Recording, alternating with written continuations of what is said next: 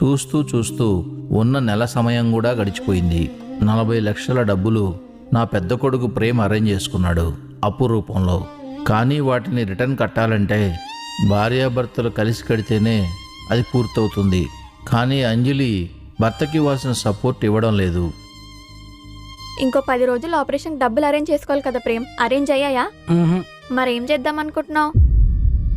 మీ తమ్ముడితో మాట్లాడి డబ్బులు నువ్వు అరేంజ్ చేస్తావా లేదా నేను అరేంజ్ చేయాలా? నేనే మాట్లాడతాను. ఇవ్వాలే మాట్లాడి ఆ సంతకం ఏదో పెట్టించుకో. ఇంకా లేట్ చేయకు ప్రేమ్.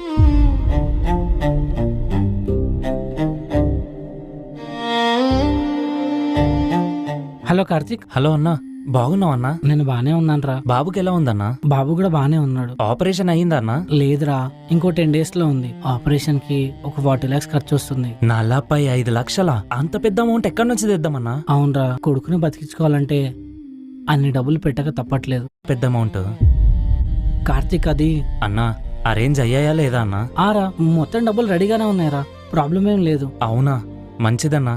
ఎక్కువ టెన్షన్ కాకు, మన బాబుకి ఏం కాదన్నా. ఆరా, ఉంటాను. చాలా మిస్ అవుతున్నానరా నిన్ను. నేను కూడా నిన్ను చాలా మిస్ అవుతున్నానన్నా. జాగ్రత్తగా ఉండు. హా అన్నా. అన్నా అన్నా అన్నా, అంత తప్పు చేయడం అవసరమా అన్నా? ఇల్లు నమ్మేసి వచ్చిన డబ్బులతోటి ఆపరేషన్ చేద్దాము, మిగిలిన డబ్బులతోటి లోన్ కట్టేద్దాము. నాకేం మిగలదని ఆలోచించకన్నా, ముందు మన బాబు ప్రాణాలు మనకు ముఖ్యం. ఏమంటావన్నా?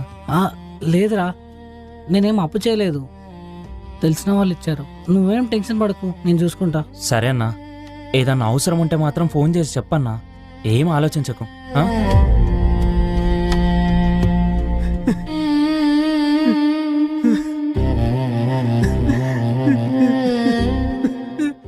ఉన్న మెంటల్ ప్రెషర్ని తట్టుకోలేక టర్మ్ ఇన్సూరెన్స్ని నమ్ముకొని ఆత్మహత్య చేసుకోవడానికి సిద్ధమయ్యాడు ప్రేమ్.